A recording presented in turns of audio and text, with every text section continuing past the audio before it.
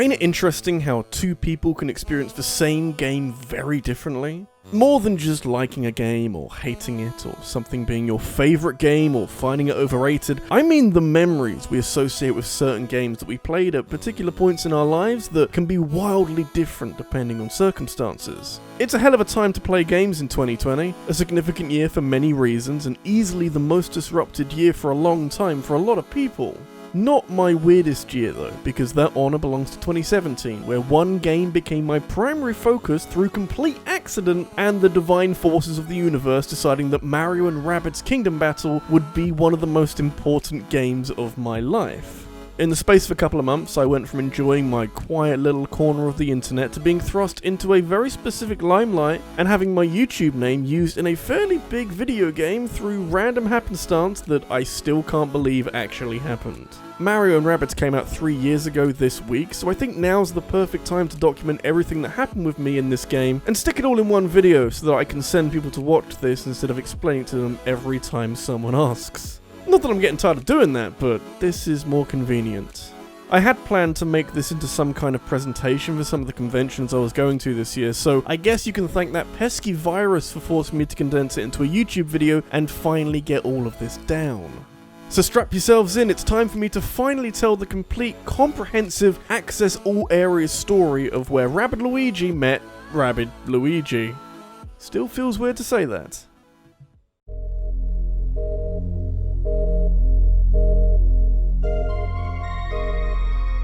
Considering the nature of this video, I suppose I have to explain where the name Rabbid Luigi came from in the first place. I've seen so many different spellings over the years, some with only one B, which I guess is understandable, but I've been a rabbi and a rabbis and even a radib once. That was a weird one. But it is Rabbid Luigi as one word, created for this YouTube channel you're watching right now in a hurry, since I was so excited to make my own channel and start making videos, but completely forgot that I needed a name for it. Rabbid Luigi came from my, at the time, love of Ubisoft's Rabbids and everyone's favourite green Mario, Luigi. I'm still a fan of Luigi, but my love of the Rabbids has diminished over the years as my sense of humour developed with age, and 25-year-old me would probably have issues with what 14-year-old me found funny. Incidentally, these two characters were chosen not just because I liked them, but because they had no strong link between them, which in my head would subliminally tell onlookers that my video game interests were widespread.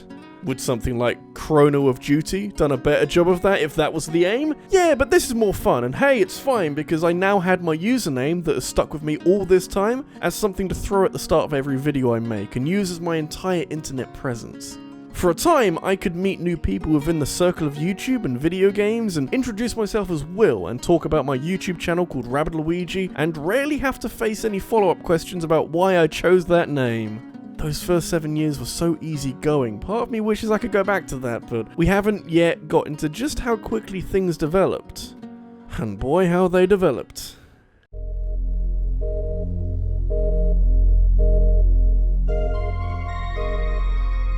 I don't have much of an inside track in the games industry because I run a YouTube channel and only sometimes talk to companies about reviewing their video games, so I didn't get too much prior warning that Mario and Rabbids was gonna happen. I did, however, receive a private message on the 8th of November 2016 on Twitter from someone I will keep anonymous that simply said, "Rabbid Luigi, wait until you see what Ubisoft is working on, lol." Which was very cryptic and the kind of vague hint that would send anyone's mind racing at what exactly that's supposed to mean. My first guess was a new Rabbids game for the Nintendo Switch, which had just been announced a couple of weeks before that message slid into my DMs, and its Switch exclusivity would give it Mario-themed costumes including a Luigi hat or outfit. That's as far as I thought it would go, and I think it's reasonable to assume that that's as far as Nintendo and Ubisoft would take it. So you can imagine my surprise when one afternoon in late May 2017, I discovered that my Twitter mentions had absolutely exploded.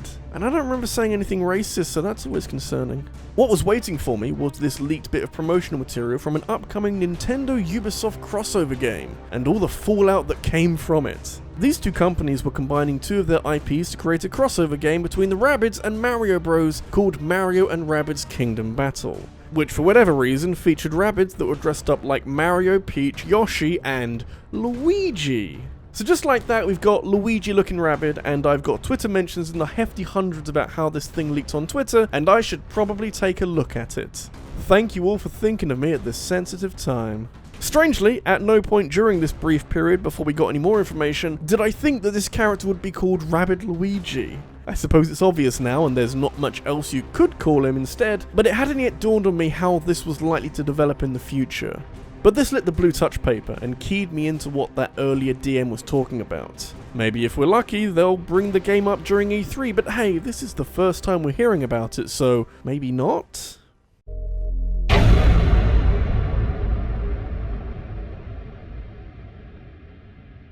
In case you've all forgotten, E3 is a yearly trade event within the games industry where they announce a bunch of cool games, just so long as that pesky virus doesn't disrupt the world and rot their brain enough to post sexist tweets that perpetuate harmful stereotypes about women who play video games. In the past, it's been home to some spectacular game reveals and hugely iconic moments, which led to me wanting some way of watching and reacting to the reveals in real time. A friend of mine, Josh Burner, or Josh Scorcher, as you may know him, invited me to his live stream from the 2016 edition of E3 onwards, and I'm really glad that he did, because I have a lot of fun with those live streams, and if he didn't, we wouldn't have gotten this. So Rabbid Luigi here using half cover or full cover.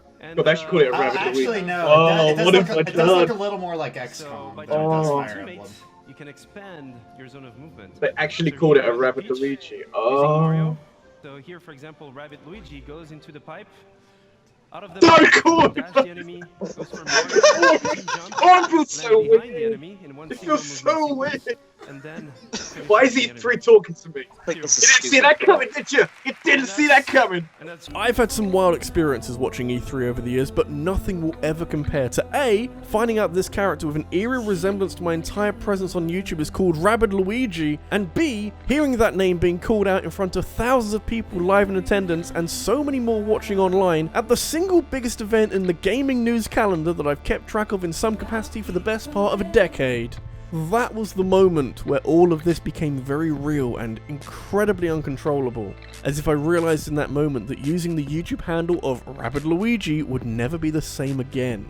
It would always come with subtext or an asterisk next to it. Let's be honest, what was for many years a clumsy portmanteau of two video game characters is now a seemingly one-to-one adoption of the character from Mario and Rabbids, as if my channel is named after Rabbid Luigi and nothing more because I just love that game so much. Obviously, this came with a fair deal of excitement because I knew this would run and run until the game came out later that year, and hey, it'll be fun to have a more accidentally personal attachment to an upcoming game. I knew I had to address it because if I had a lot of feedback on Twitter before, E3 calling me out brought on a whole new wave of mentions, so I began my next video addressing that fact and explaining that I wasn't so sure how to feel about the whole thing. I still don't, by the way. I'm hoping that making this video might help. I suppose it couldn't hurt to try.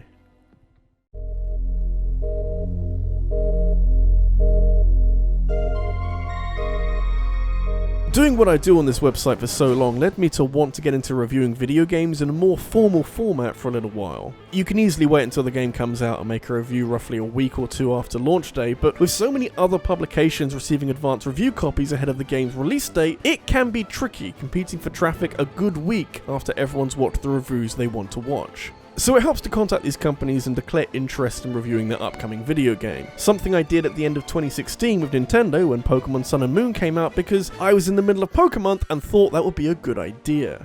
This put me in their good books in time for the Nintendo Switch premiere the following January, and for approximately 2 years after, until too many leaks left Nintendo re-evaluating their entire influencer program. In short, I was interested in playing Mario and Rabbids before it came out for some reason, and Nintendo were interested in giving me a chance to do that. Nothing too strange about that, because Nintendo had invited me to play their games both before and after Mario and Rabbids, but it did give me a chance to play the game and attempt to come to terms with seeing my name in a video game. Yes, I also took in some of the game's qualities, but I'll admit that I was a little distracted. Frankly, can you blame me? If contact with Nintendo was expected at the time, getting into a conversation with Ubisoft definitely came out of left field. I was surprised they even knew my email address, but somehow an invitation landed in my inbox for me to head over to Paris to play Mario and Rabbids at a review event. Initially I declined, because the cost of a return journey to Paris on the Eurostar at short notice would have been eye-watering, but to my surprise, the rep at Ubisoft said they were perfectly happy to pay for my travel because they really wanted me to be there. And hey, that's a nice gesture and all, but it's usually one reserved for larger publications who could afford to send some journalists to Paris to play a video game, but are more likely to write reviews for developers who pay for their expenses. But in case you haven't been paying much attention, I am neither a large publication nor a prolific reviewer. It's not quite imposter syndrome, but I did remember sitting on that train to Paris wondering why I was going and if the joke was getting out of hand. I mean, I knew why I was going, but surely not because Ubisoft found it weird and funny too. As it turns out, that's pretty much exactly it, because a quick conversation with a member of staff at the event told me that they had a list of names to pick through, and mine stuck out like a sore coincidental username, and they couldn't resist that opportunity. So yeah, that's how I ended up getting a free day trip to Paris to play Mario and Rabbids with Outside Xbox and the Yogscast. I distinctly remember paying for Andy Farrett's crep because the place we had lunch at didn't take card, and I had the euros for it. The Ubisoft event was fairly uneventful apart from my botched attempts to speak French, but it did put me in their good books for future events at Gamescom where I played their Starlink and Assassin's Creed, and yet I wonder if they kept me on because my name is a little too perfect for them. There's a lot of overthinking in this video, but to be fair, that's the entire premise of this subject. It's an identity crisis, and I have to vocalize it, otherwise I'll probably go insane. I'd later go on to receive some fancy packages from Ubisoft and a physical copy of the game from Nintendo to review, which I'm somewhat surprised I remember to do after all that had happened leading up to that. Obviously I made it artsy and very self-reflective because Mario & Rabbids is far from an ordinary video game for me, and there's no point pretending that it is. We've come too far to assume any different.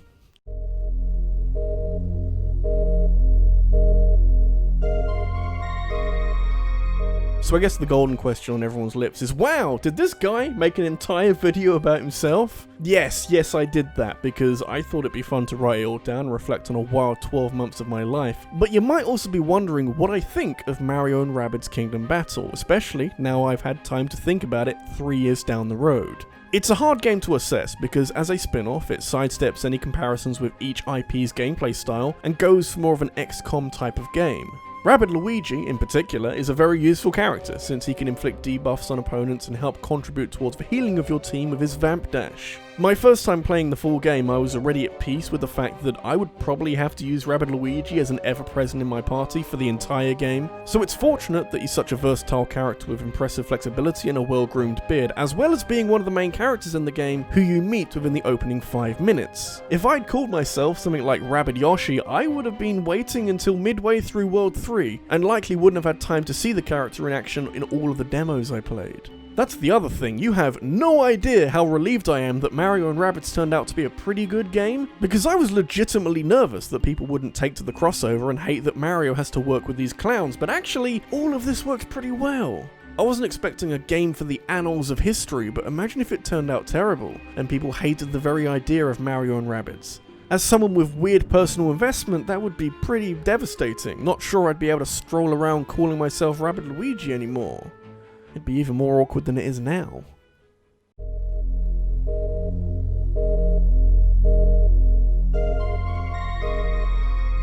Three years down the road, the dust has settled and everyone's gotten over themselves. I made my review that felt like my final word, but then I felt the need to make a playthrough of it to give more detailed thoughts on specific parts of the game, and then Kotaku saw a chance for an interview with me that went into detail on the matter, and I'd recommend having a read of that. It was my 15 minutes of widespread fame that spread to Reddit posts and a few articles on a French website, but like I said in that Kotaku interview, I'm glad that it had to end at some point.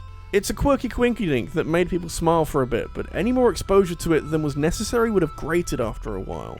Besides, the publicity I got in and around the time was based on this upcoming Mario & Rabbids game, which was a nice boost at the time, but hardly what I want my legacy to be.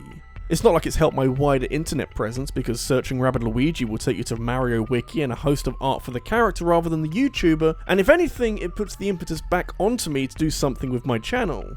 Shortly after the game was announced, some people, I assume jokingly, said that I should pursue a cease and desist against Ubisoft and Nintendo, and obviously I can't and shouldn't do that, because if anything, I've taken their property as my own. But there is a part of this story that has set me back and made life more difficult moving forward. As much fun as it has been, being known for being accidentally included in a video game, I don't want that to be the only thing that people know me for. I mean, making YouTube videos is tricky and takes work. It'd be nice if that was my legacy. Probably shouldn't have made this video then, because now this is the subject of discussion and I've dug up old ghosts. Well, you win some and you lose some. Maybe I should bin all of this off and change my name to Gino for Smash. Let's see if lightning strikes twice.